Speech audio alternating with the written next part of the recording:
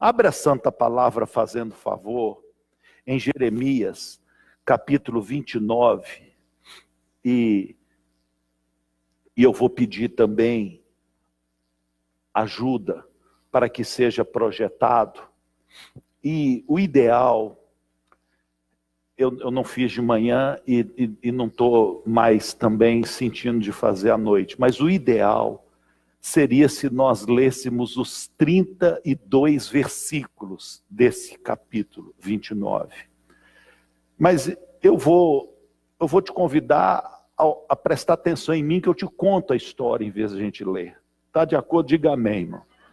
Então eu vou começar te dizendo o seguinte: por mais estranho que pareça, esse capítulo, que tem um dos versículos mais famosos da Bíblia Sagrada, é o verso, se não me falha a memória, o 13, tenta o 13 aí, fazendo favor. Olha o versículo, um dos mais famosos da Bíblia Sagrada. Vamos falar junto, todo mundo? 1, 2.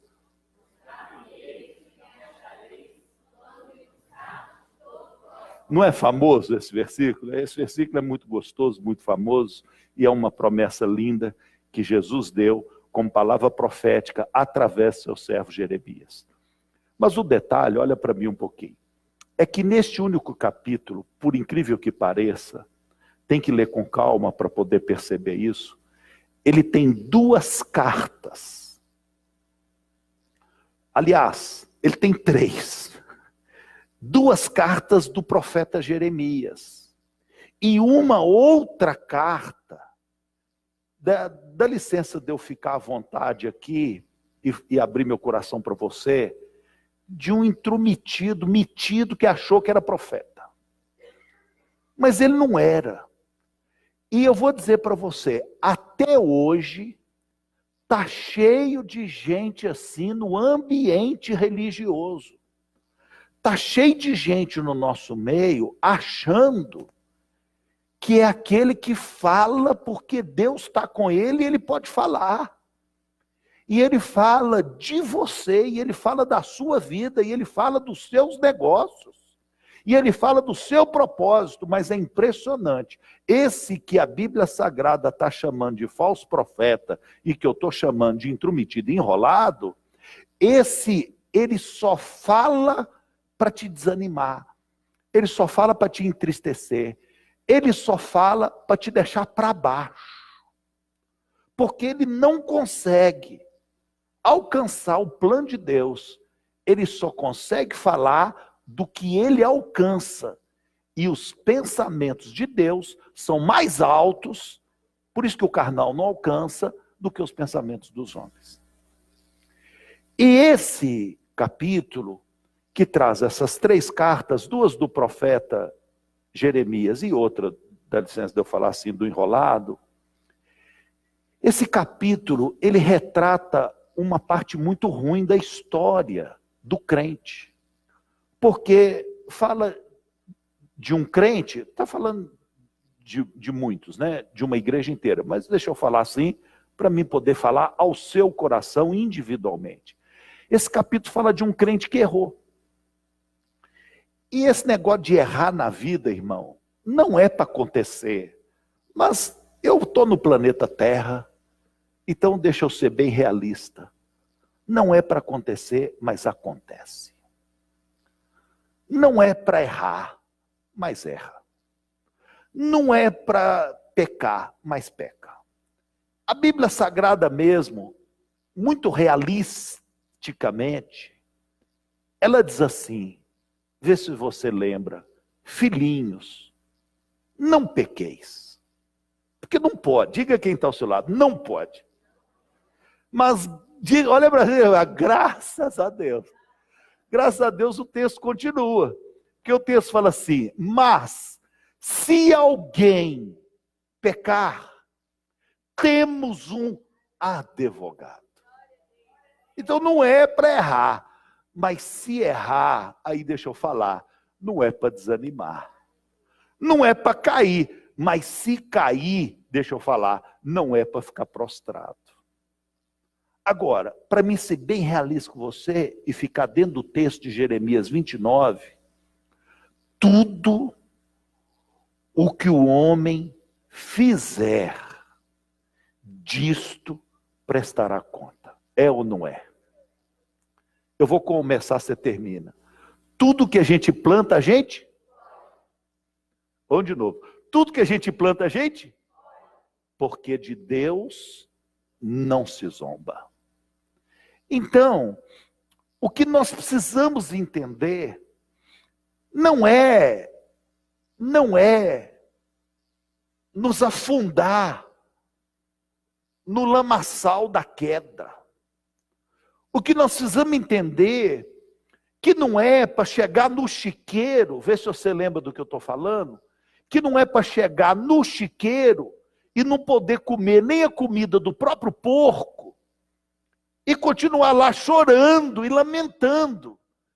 Mas se porventura chegar até o chiqueiro e não poder comer nem a comida do porco, é pelo menos para lembrar, poxa vida, nem os empregados do meu pai são assim. Na casa do meu pai, até empregado é melhor do que eu estou. Eu vou para lá nem para ser empregado e voltar para a casa do pai. Se cair, não é para ficar prostrado, porque tem jeito de levantar. Eu queria te lembrar de uma personagem bíblica que eu e a Lu temos um maior carinho pela história desse nome, mas eu vou falar do da Bíblia, não do nosso carinho, que é a Diná, que a Lude não conheceu. Mas a Diná da Bíblia Sagrada, para você ter uma ideia da importância desse personagem, alguém aqui não lembra quem é Diná na Bíblia? Balança a mão para mim. Quem é Diná? Balança a mão para mim. Tem um tanto de gente que não lembra. Então eu vou te falar, para você ter uma ideia, agora você vai ver como ela é importante. Filha de Jacó. Olha o que eu vou falar para você. Olha o que eu vou falar para você. Olha os patriarcas. Me ajuda. Abraão. Poxa, Diná é filha desse. Agora fala comigo. É importante. Essa menina foi estrupada. Diga misericórdia. Menina nova. Tinha um futuro brilhante pela vida. Olha o pai dela, que homem importante. Ela foi estrupada. E ela foi violentada. E essa menina, se hoje em dia, um estrupo já é uma coisa muito chata, que envergonha todo mundo ali perto, imagina há mais de 5.000 anos atrás. Pô, é a Terceira Guerra Mundial. Mas, olha o que eu vou te falar. Foi o estrupo dessa menina, foi a violência que ela sofreu, foi o caos nessa família que gerou Betel.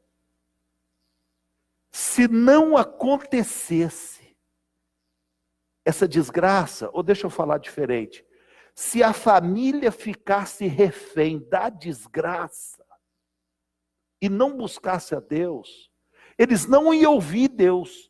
E Deus então, porque não foi buscado, não ia falar. E se Deus não falasse, nunca seria dito, levanta-te e vai para Betel e levanta ali para mim um altar. Mas é porque no meio da desgraça, me ajuda a pregar, fala assim, merecida. Daqui a pouco eu te explico, mas me dá um voto de confiança. Então eu vou de novo. No meio da desgraça, eles não se acomodaram. Eles não se deprimiram. Eles não se sentiram coitadinhos. Mas eles confiaram no que a gente acabou de cantar. Eu tenho um Deus que vence muralha. Eu tenho um Deus que sobe montanha. Eu tenho um Deus que cruza mar, porque Ele me ama. Então eles confiaram e falaram, meu Deus, foi uma desgraça. Olha o que aconteceu. Olha o que aconteceu. Olha, trocamos os pés pelas mãos. Mas o Senhor é o nosso Deus, nos dá uma saída. Aí Deus então, porque Deus não deixa ninguém no pó. Olha a história da minha vida. Olha o que Deus faz com um pecador arrependido. Então Deus pega e fala com eles assim, levanta-te, vai para Betel e me faz um altar. Agora eu falei para você que a coitadinha, diga comigo, entre aspas, de coitadinha tinha nada, tá? Eu falei para você que a coitadinha da Diná, que foi violentada, e você falou assim, me dando voto de confiança. Fala aí, pessoal. Olha lá Gênesis capítulo 32, deixa eu conferir. Estou meio emocionado. Gênesis 34. Gênesis 34. Olha, verso 1 e 2. Vê se não foi merecido. Olha como é que eu vou falar agora. Olha o que essa doida dessa Diná fez. Ora, Diná, filha que Lia dera a Jacó. Completa para mim.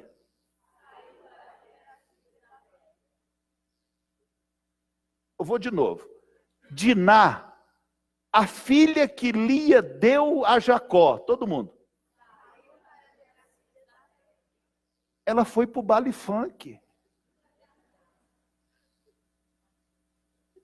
E não era para acontecer nada. Claro que ia dar problema. Claro que ia dar problema.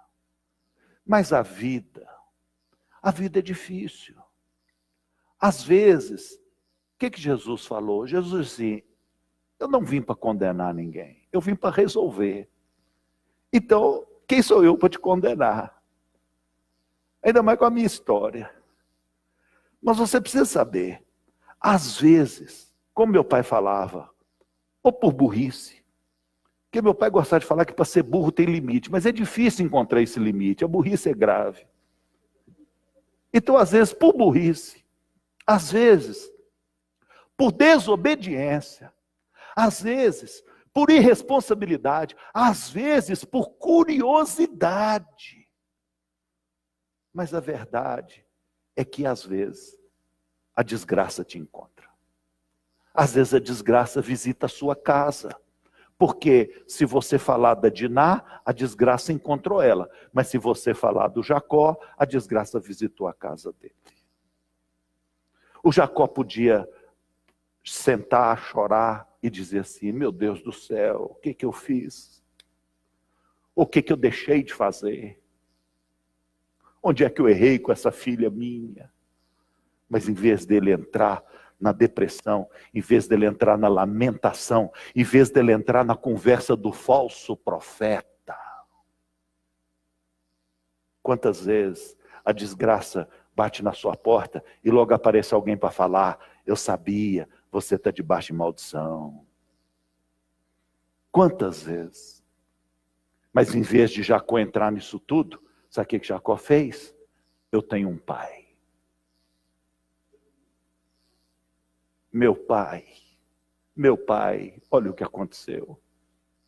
Meu pai, e agora? Meu pai. Aí o pai que ama, falou assim, levanta-te, vai para Betel, faz lá um altar, começa de novo. E você sabe o que deu? Diga comigo, puxa vida. E José? José, esse grande homem de Deus, o José foi o primeiro depois de Faraó, não foi? Você lembra o que ele fez no Egito? Mas José foi tramado para ser assassinado pelos próprios irmãos. Fala aí para mim, coitadinho. Não fala isso. Fala assim, merecido. Me dá um voto de confiança, eu te conto daqui a pouco. Porque eu estou pregando para você que tudo o que o homem fizer, continua, disto prestará conta. Eu vou um mais fácil, que essa aí você não pegou, eu vou outra. Tudo o que se planta, porque de Deus, José tramar assassiná-lo, na última hora, no último minuto, segundo tempo, desistiram. Aí julgaram ele numa cisterna. O cara era tão azarado, mas me ajuda a pregar, diga. Cisterna não tinha água. Você joga ele num buraco, o buraco está seco. Aí, mas era... Fala aí, pessoal.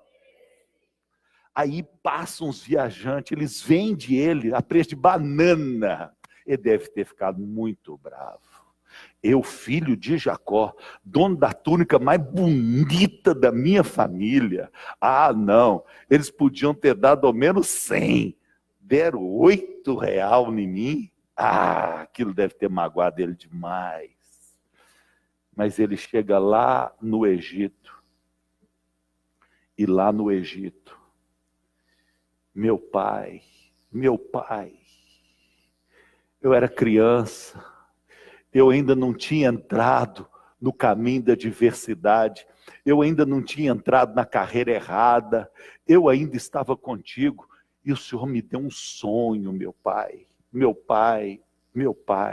o Senhor não é homem para ficar mudando de ideia, o Senhor não é homem para mentir, meu pai, e aí o pai vira e fala assim, então, eu vou te levantar. Por quê? Porque, o que diz lá Jeremias 29? Porque está escrito no versículo 13. Porque todo mundo...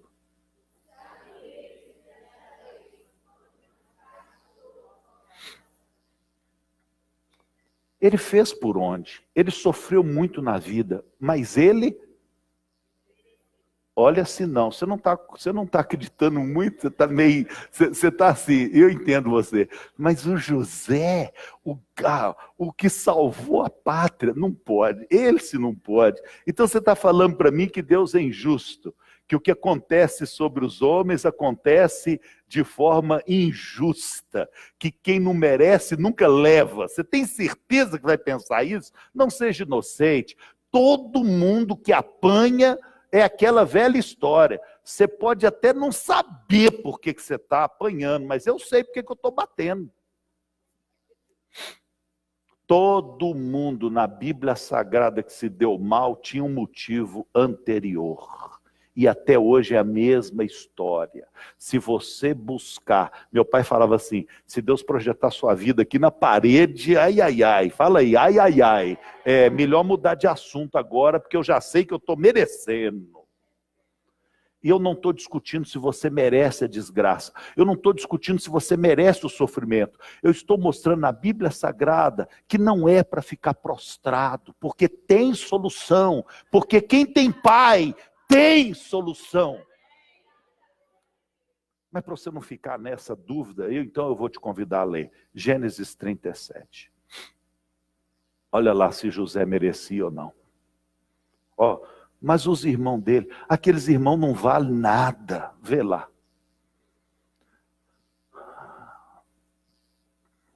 Vê lá.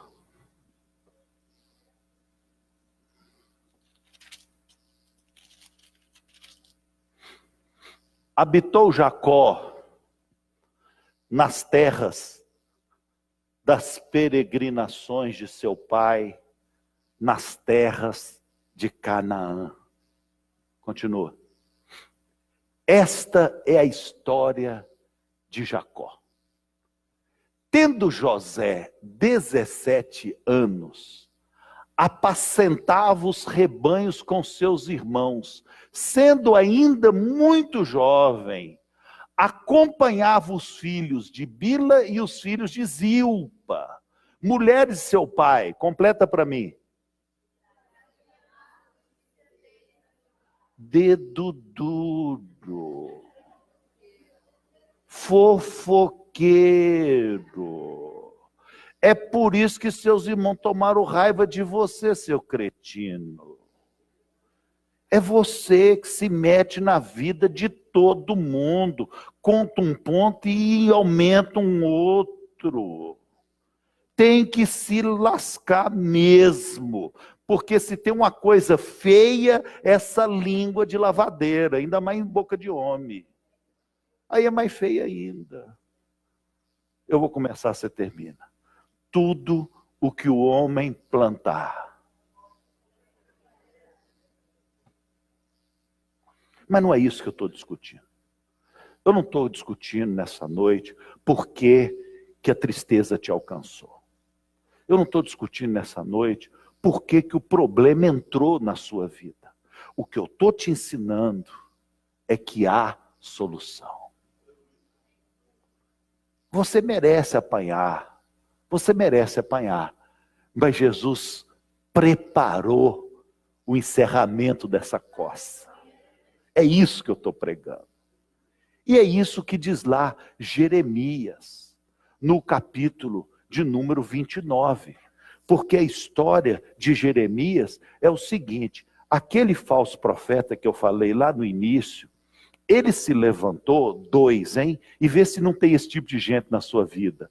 E falou assim: é isso mesmo, agora acabou. Agora você nunca mais vai ser pastor. Agora você não serve para nada. Agora você nunca mais merece ser da igreja. Agora você nunca mais, Jesus vai te atender. Agora você foi longe demais. Eu já esperava, porque não vai dar certo mesmo. Quem é você para achar que pode ter uma casa sua? Quem é você para achar que pode estudar um curso desses mais nobres? Quem é você para achar que pode ser promovido no seu emprego? E fica só aquela palavra: é melhor você se conformar, porque a maldição te alcançou e você sempre mereceu isso aí por suas atitudes e atitudes dos seus pais. E botou o povo para baixo. E o povo, que já estava lascado, porque essa história de Jeremias capítulo 29, ela se sucedeu no 3º ano do reinado de Jeoaquim em Israel, quando Nabucodonosor, rei da Babilônia, invadiu Jerusalém, venceu a batalha e tomou a cidade inteira. E dos mais nobres da cidade, os que tinham pezinho, aqueles que eram donos de negócio, aqueles cujos filhos estudavam nas melhores escolas, os mais nobres, 10.000 foram levados como escravos para a Babilônia. E aí veio essa palavra: seus metidos, você só pensava em ganhar dinheiro, você só pensava em ser alguém na vida, seus filhos metidos, só estudava nas melhores escolas, agora você tem que se lascar mesmo. Isso é a maldição de Deus sobre você. E trouxe um desânimo sobre esses 10.000.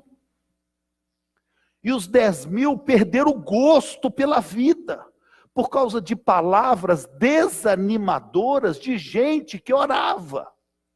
Palavras desanimadoras de pastores, de sacerdotes. Palavras desanimadoras de profetas e filhos de profetas. Mas que nunca pararam para pensar que Deus é amor. E quando eles entraram nessa profunda depressão, e deixa eu falar, já estavam pensando em se rebelar contra o rei de Babilônia e causar uma convulsão social, e aí seria um caos. Então Deus levanta Jeremias. E Jeremias escreve uma carta. E a primeira parte desse capítulo é a primeira carta que ele escreve. E ele fala assim: deixa eu falar do meu jeito. Pessoal, vocês estão lascados mesmo. Mas vamos ser sinceros. Nós e nossos pais fizemos por onde? Nós fomos olhar para os outros deuses, nós esfriamos com a igreja, nós estávamos tudo crente mais ou menos. Então, é a poderosa mão de Deus nos punindo. E presta atenção. Prepara, que vocês vão ficar nesse cativeiro 70 anos.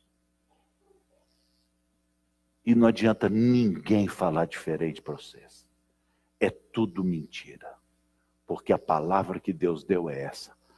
O fruto do que vocês plantaram é 70 anos de cativeiro. Mas aí ele pega e fala a coisa mais linda que tem na Bíblia Sagrada.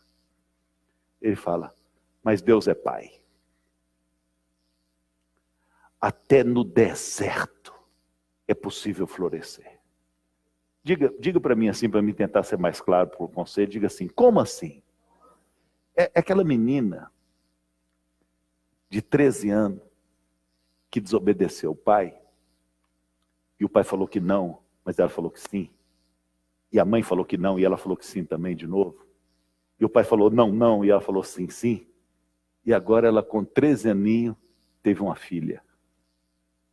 E aí desgraçou a vida dela. Dá licença de eu ser realista. Roubou a juventude dela. Roubou a facilidade dos estudos. Roubou a facilidade das viagens. Roubou a facilidade do primeiro emprego.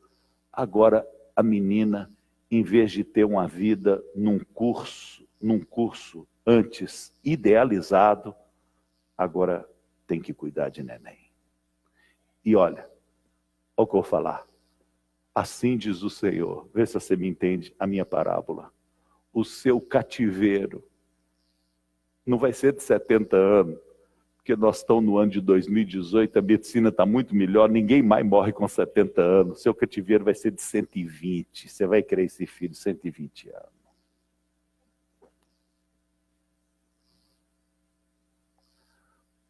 Ou deixa eu falar. Se você falar amém, né? Porque às vezes você não quer ouvir isso, né? É para falar? Você foi lá na desobediência, casou com um ímpio, e agora a palavra de Deus para você é essa. Não adianta. Quem está falando que ele vai morrer é falso profeta. Quem está falando que vai ter solução do seu casamento é falso profeta. Quem está falando que Jesus vai fazer um milagre para você é tudo falso profeta. A verdade é esta. O seu cativeiro é fruto do seu plantio. E esse casamento seu vai durar 70 anos. Estou conseguindo falar ou não? Você vai lá na desobediência, não estuda, não ouve seu pai, não ouve sua mãe, só vive na desobediência. Agora sim, você vai ser servente de pedreiro. E eu vou falar para você, o seu cativeiro sem estudo, sem preparo, é para o resto da sua vida. E quem falar para você que Jesus vai fazer você dar a volta por cima, está te iludindo. Porque não dá para ser gerente de banco quem fugiu da escola e desobedeceu os pais. E foi isso que Jeremias falou. Jeremias falou, pessoal, cai na realidade. Nós fizemos por onde? Esse cativeiro nosso tem motivo. É a história da Lia. A menina foi violentada, mas ela foi para o baile funk. É a história do José, ele foi perseguido pelos irmãos, mas o cara era um língua solta. Então tudo que você buscar tem um motivo, e a sua vida está essa encrenca toda, pode ter certeza, tem motivo. E não fique esperando que amanhã vai ser tudo diferente, porque não vai não, é mentira, porque você está colhendo exatamente o que você merece. Diga para mim, o que eu faço? Temos um pai. Aí sabe o que Jeremias falou?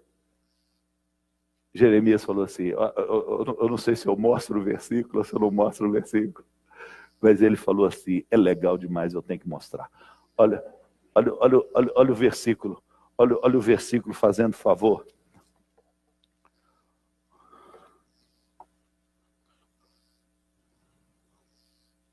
Olha o versículo fazendo favor, número... Eu estou vendo os números, mas não estou sabendo qual é.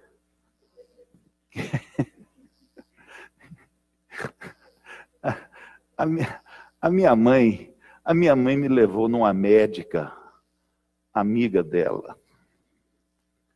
Uma consulta, cara, raiva que me deu. A doutora me botou numa máquina, me fez ler quase que um livro inteiro de letrinha. Pingou trem no meu olho, fiquei sem enxergar umas 2 horas, voltei para a máquina. No final a doutora falou assim, pastor, o senhor não tem nada não, isso é a idade. Eu paguei a consulta.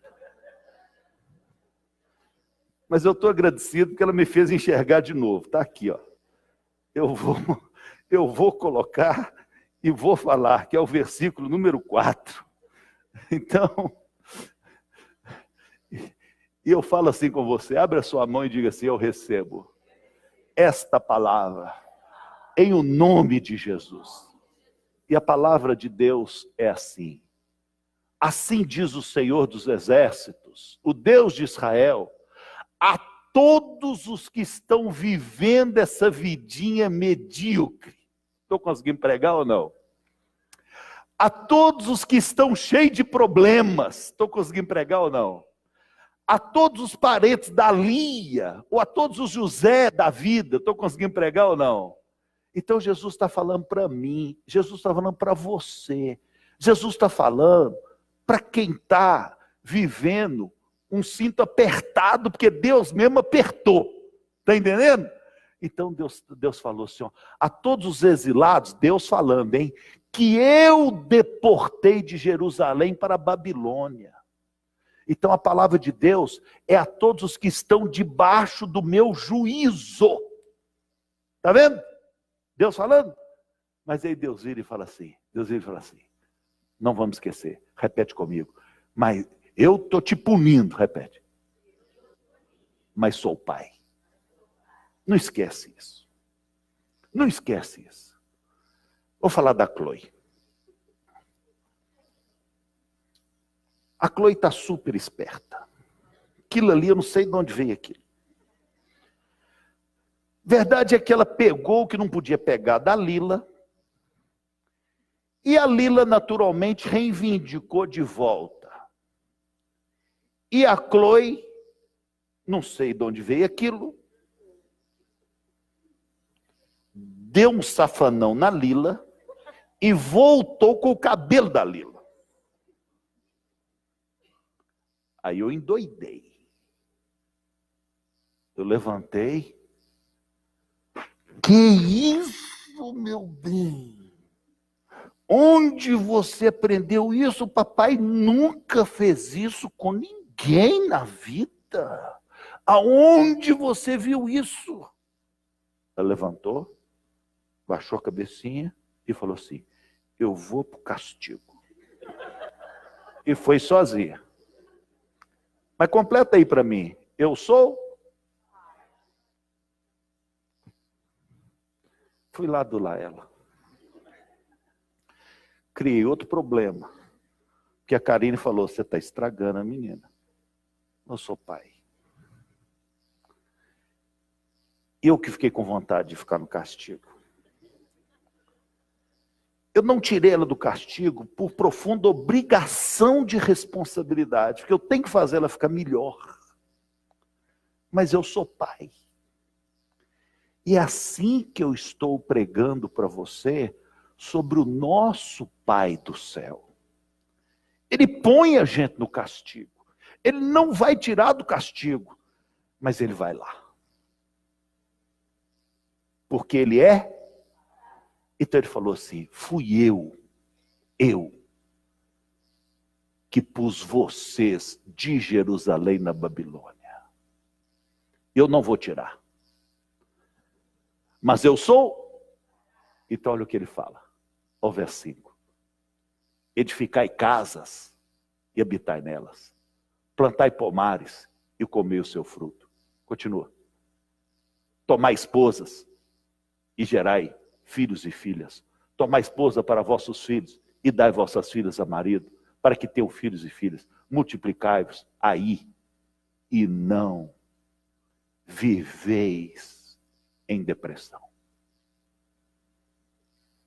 Até debaixo do maior problema da sua vida, Deus quer te abençoar. Até na Babilônia, quem tem pai cresce. Não me interessa o pão mofado que você está sendo obrigado a comer por causa de suas próprias atitudes anteriores. É a justiça de Deus pesando sobre sua vida. Mas o que eu estou pregando nessa noite é que mesmo nessa fase, na inspiração do texto, de 70 anos, e que Deus tenha misericórdia de cada um de nós, né? Porque o Senhor muda o tempo e as estações, não é assim? Mas deixa eu pregar inspirado na Santa Palavra. Nessa fase de 70 anos, não é para lamuriar, não é para se deprimir, não é para chorar, porque ainda na Babilônia eu te abençoarei.